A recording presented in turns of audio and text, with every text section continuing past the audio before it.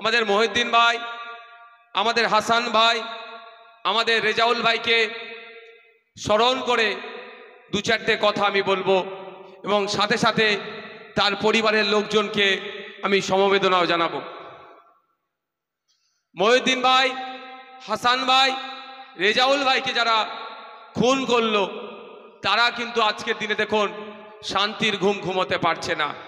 তাদের মধ্যে কদিন আগে একজন বলেছিল আমাদের নাকি ঘুম হারাম করে দেবে, কিন্তু প্রকৃত অর্থে দেখুন আর বাস্তবিক অর্থে দেখুন অনেকে বলতে শুরু করেছে মেন্টালি ডিস্টার্ব মনে হয় শুরু হয়েছে ওর, তাই না? কখন কি কথা বলছে, কাকে কি কথা বলছে, বলতে বলতে তার দলের আসল চিত্রকে সে আবার তুলে ধরেছে। সাম্প্রদায়িক দল বলেও শুনলাম নাকি তার দলকে, আমরা তো দীর্ঘদিন ধরে বলছি বিজেপির হাতে জন্ম, সেটা স্বীকার করেছে। সাংবাদিক বন্ধুরা এখানে অনেকে বসে আছে, ভাঙড়ের ইউটিউবার, ভাঙড়ের সাংবাদিক, ভাঙড়ের কন্টেন্ট ক্রিয়েটর অন্য অন্য জায়গার থেকে অনেক বেশি। সব খবরই যে নওশাদ সিদ্দিকীর পক্ষে হবে, সব খবরই যে আইএসএফ এর পক্ষে হবে, এটা আশা করাই তো বৃথা। সাংবাদিকদের কাজ কি? ভুলটাকে বেশি করে তুলে ধরা। সাংবাদিকদের কাজ কি? আসল খবরটাকে পরিবেশন করা। এটা করতে গেলে আমার বিপক্ষেও যেতে পারে। তার জন্য আমি সাদ্দাম ভাইকে হুমকি দেব, তার জন্য আমি সাকিরুলকে হুমকি দেব, তার জন্য আমি প্রশান্তদাকে হুমকি দেব, তার জন্য আমি কল্যাণদাকে হুমকি দেব, তার জন্য আমি শামসুদ্দোহা সাহেবকে হুমকি দেব, তার জন্য আমি আলমগীরকে হুমকি দেব, তার জন্য আমি এখানে অগণিত সাংবাদিকরা আছে তাদেরকে হুমকি দেব।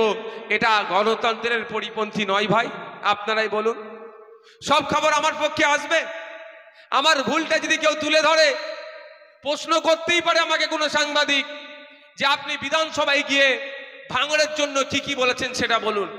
আমার কাজ কি হবে? সাংবাদিকের প্রশ্ন শুনে তার উত্তরটা যথাযথভাবে দেওয়া। তার পরিবর্তে তুমি আমাকে প্রশ্ন করার কে, আমি স্টেজ থেকে নিদান দেবো, এটা কি সুস্থ মস্তিষ্কের মানুষের দ্বারা কাম্য হবে ভাই? এটা বলুন। কোনোদিন কাঙ্ক্ষিত নয় এটা সুস্থ মস্তিষ্কের মানুষের কাছ থেকে।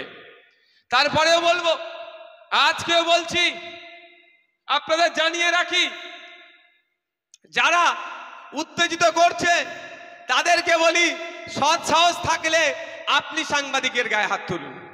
কেন আপনি মানুষকে উত্তেজিত করছেন? সাধারণ মানুষ তো আপনার কথায় উত্তেজিত হবে না, আপনার দলের মানুষরা উত্তেজিত হবে। তারপরেও বলছি, যদি অলরেডি অভিযোগ দায়ের করা হয়েছে, একটা কোনো ইউটিউবার হোক বা কন্টেন্ট ক্রিয়েটার হোক বা সাংবাদিক হোক, যে যেমন ভাবে নেয় সে বিতর্কে আমি ঢুকবো না। কারো গায়ে যদি হাত পড়ে তাদের নামে তো অভিযোগ হবেই হবে। সাথে সাথে যারা সাংবাদিকের উপর আক্রমণ করার নিদান দিয়েছে তার নামে অভিযোগ হবে, তাকেও আইনের দড়ি বেঁধে টানতে টানতে বিচার করা হবে। আইনের দড়ি, আইনের হাত অনেকটাই লম্বা। অনেকে ভাবছে শাসকের ছত্রছায়ায় আছে বলে যা ইচ্ছা তাই করে নেব, অতটা সহজ নয়। এর জবাব আমরা আইনের মাধ্যমে দেব। আমি ওই প্রসঙ্গে যাব না, আমি ফিরে আসছি।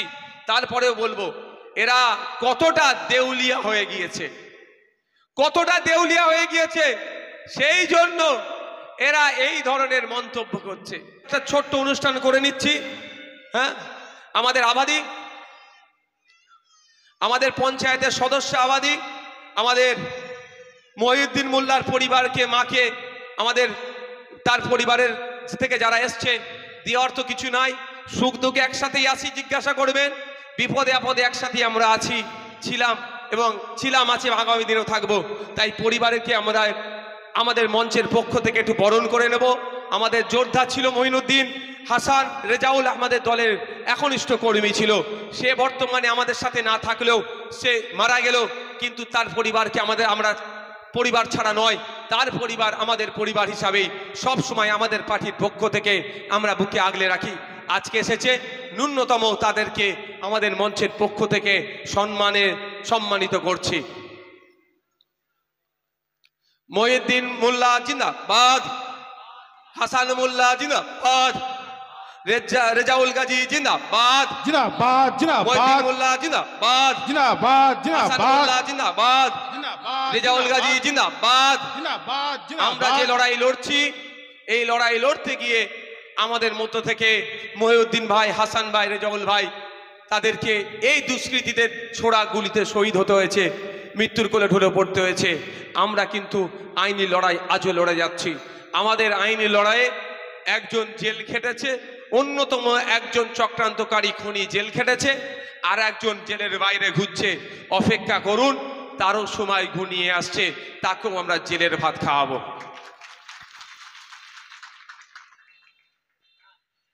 রাখো মা, ওটা রাখো হাতে। হ্যাঁ, ওটা তুলে দাও, তোমরা তুলে দাও, ছেড়ে চলে আসো রাইনুর। আচ্ছা, বাচ্চাটা মনে খুব গরম লাগছে, ওকে পাখাটা একটু ওদেরকে এগিয়ে দাও না, ওদের কাছে মহিলারা। বিষ্ণুপুরের বিদ্যুৎ মন্ডলের পরিবার যে আমার ছেলেকে খুন করেছে, একবার আমাদের পাশে এসে দাঁড়ান, আমাদের বিচারের জন্য আওয়াজ তুলুন। আমি কোথায়, ভাঙনের বিধায়ক কোথায় যাচ্ছে? তামান্নাকে খুন করেছে, তার পাশে চলে যাচ্ছে। ভাঙনের বিধায়ক কোথায় যাচ্ছে? চোপড়াতে আদিবাসীদের উপরে আক্রমণ হয়েছে, তার পাশে গিয়ে দাঁড়াচ্ছে। ভাঙনের বিধায়ক কোথায় যাচ্ছে?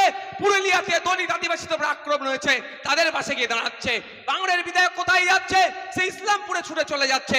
ভাঙনের বিধায়ক রাজ্যের প্রতিটা অন্যায়ের বিরুদ্ধে, যারা অন্যায় করছে তাদের বিরুদ্ধে কথা বলছে, আর যারা অত্যাচারের শিকার হচ্ছে তাদের পাশে দাঁড়াচ্ছে। সুতরাং ভাঙনের বিধায়ক এখন আর শুধু ভাঙনের বিধায়ক নয়, সারা রাজ্যের বিধায়ক ভাঙনের মানুষের জন্য হয়েছে।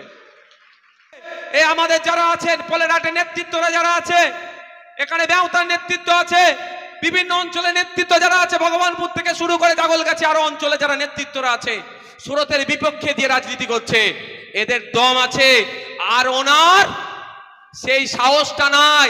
সেই জন্য সরকার পরিবর্তন হওয়ার সাথে সাথে চটি চাটার জন্য লাইন দিয়েছে, আর আমরা বুক চিতিয়ে লড়াই করছি। যতদিন আমাদের ধরে প্রাণ থাকবে অন্যায়ের বিরুদ্ধে কথা বলে যাব। সে শাসক হতে পারে, বিরোধী হতে পারে, সেটা আমরা দেখব না। আমি আপনাদের বলি, যখন সিপিএম ছিল উনি কোথায় ছিলেন? সিপিএম এ ছিলেন। দল পরিবর্তন হয়ে গেল, লাভ মেরে দিল। কালকে দল পরিবর্তন হবে, আবার লাভ মারার চেষ্টা করবে। এদের আদর্শ আছে, আবার জ্ঞানের কথা বলে। এদের ফাঁদে যারা পড়ে হই হই করছেন, এদের পাল্লায় পড়ে যারা হিংসাত্মক কাজ করছেন, আমি তাদেরকে একটু অনুরোধ করব, এদের ফাঁদে পা দেবেন না।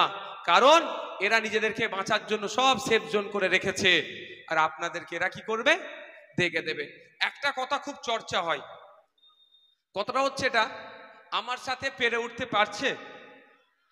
এই তো আগের দিনে নাকি ক্যানিং এ নাকি ঢুকতে দেবে না। তো আমি বলেছি আমার সাথে একটাও না কেউ লোক যায়। কি বলবে? লোক নিয়ে এসেছিল, আমি একা যাব, দেখি কেমন আটকায়। তো আমি চলে আসার পরে খোঁজ পাচ্ছি কিছু তো করতে পারেনি, একটু গোবর আর পানিতে ছিটিয়েছে। আমি তো ক্যানিং এ প্রায় 8 কিলোমিটার ওপর দিয়ে গিয়েছি। বেটাদের 8 কিলোমিটার তাহলে ছড়াতে বলো, চর্বি কেটে যাবে। এক নম্বর কথা, এই গোবর, গরু, গোবরে সোনা, এইগুলো কারা বলে? বিজেপি না তৃণমূল? এই কাদের ভাষা? এর জোরে বলুন, কাদের ভাষা? এই গরুর রাজনীতি কারা করে? গোবর নিয়ে রাজনীতি কারা করে? গরুর দুধে সোনা কারা বলে? তাহলে বিজেপির আমদানি কারা করছে? তৃণমূল করছে। আমি বারবার আপনাদের বলেছি, এই তৃণমূল আর বিজেপি আলাদা নয়। ও তো অন্য কিছু করতে পারত। বিজেপি তো গোবর নিয়ে রাজনীতি করে, বিজেপি তো গরু নিয়ে রাজনীতি করে, বিজেপি তো গরুর দুধ নিয়ে সোনা বলে রাজনীতি করে। তাহলে আপনিও সেটা করছেন। মানে ভাই ভাই, দাদা দিদি, ভাই ভাই, আমি বারবার বলি না, প্রমাণ হচ্ছে তো। আচ্ছা, এর পরের বারে আমি বলবো আমি যাবো আবার খুব তাড়াতাড়ি। এ তো বলেছে, সেইবারে কি গোলাপ পানি দেবে অন্তত নাকি? খরচ ওদের করাতে হবে, গোবরটা তো খরচ হয় না, ওই জন্য বলবো গোলাপ পানি দিতে। গোবর দেওয়া মানে বিজেপি সাদৃশ্য গ্রহণ করা। যাক, যেটা ইচ্ছা দাও, আমার ওতে পরো আমি করি না। কি হচ্ছে আপনাদের ভালোবাসা, আস্থা। আপনারা ভালোবাসা, আস্থা দিয়ে আমাকে এমন করে ঘিরে রেখেছেন, বারবার আমি আপনাদের কাছে পরাজিত হওয়ার জন্য প্রস্তুত আছি। একদিকে মন্ত্রিত্ব, টাকা, মিথ্যা মামলা, হিংসা, আর উল্টো দিকে ভাঙড়ের মানুষের আস্থা ভালোবাসা। আমি ভাঙড়ের মানুষের আস্থা ভালোবাসাকে বারবার গ্রহণ করব, ওদের মন্ত্রিত্ব, টাকা, মিথ্যা মামলাকে বারবার আমি বর্জন করব। পেরে উঠতে পারছে না, কি করছে? প্রথম গুন্ডামস্তানকে দিয়ে আটকানোর চেষ্টা করেছে, পারেনি। পুলিশের একটা অংশকে দিয়ে মিথ্যা মামলা টামলা করে আমাদের আটকানোর চেষ্টা করেছে, পারেনি। মিথ্যা মামলা দিয়ে মামলার ভয়ে যাদেরকে জয়েন করাচ্ছে, তার আগের দিনে বলছে ভাইজান এই ব্যাপার, আমার দোকান বন্ধ করে দেবে, ভাইজান আমি টোটো চালাই অটো চালাই বন্ধ করে দেবে, কি করব? আমি বললাম কি করব মানে, তুই যে আগে উনার সামনে দাঁড়িয়ে ঝান্ডাটা ধরে নে, জিজ্ঞাসা করবে। আমি ভাই রাজনীতি করতে এসেছি আমার পার্টিকে বাড়ানোর জন্য নয়, মানুষের মুখে রুজি রুটি তুলে দেওয়ার জন্য, আর আমার পার্টি করার জন্য। কারণ যদি রুজি বন্ধ হয়ে যায়, আমি কি করে বলবো তোর অটো বন্ধ হয়ে যাক, তুই আমার পার্টি কর? আমি ওই নোংরা রাজনীতি করি না। আমি বলেছি ভোটটা আমার দিকে দেবে তো? বলছে ও বলতে ভাইজান আসলে আগে যে ঝান্ডা ধর, অন্তত তুই অটোটা চালিয়ে খাবি। আবার আপনাদের বলি, ভয় দেখিয়ে নিয়ে গিয়েছিল, একটু ভয় পেয়ে গিয়েছিল, গিয়ে দেখছো তো আমাদের থেকে ওরা বেশি ভয় খেয়ে আছে। ভেতরে ঢুকে দেখেছে আমাদের থেকে বেশি ভয় খেয়ে আছে, আমার স্টেজেই আছে, ওদেরকে লাঠি মেরে চলে এসছে। আমার ভাই গিয়েছিল, ভাই ফিরে এসছে, তো বরণ করার দরকার নেই। কি গো, কি বলো জাহাঙ্গীর ভাই? আমার ভাইকে ভয় দেখিয়ে নিয়ে গেছিল, আমার ভাই ফিরে এসছে, তার জন্য আলাদা করে ফুলমালা পতাকা ধরাতে হবে নাকি? হবে নাকি? ও ঘরের ছেলে ঘরে ফিরেছে, একটু ভয়ে চলে গিয়েছিল, কিন্তু ও গিয়ে দেখছে কি, ওরে বাবা, আমি ভেবেছিলাম যে আমরা ভয়ে আছি বলে একটু যেই শেল্টার পাই, কিন্তু ধমকানো চমকানোটা এসার, মানে পাহাড় একটা আছে, পাহাড়ের ওপারে খাদ আর খাদ, বুঝতে পেরেছে? সে জায়গায় দাঁড়িয়ে আছে। তাই আপনাদের বলবো যে আপনারা অযথা কারো কথায় আপনারা বিশ্বাস করে ফেলবেন না। আপনার প্রতি আপনাদের ভরসা আছে।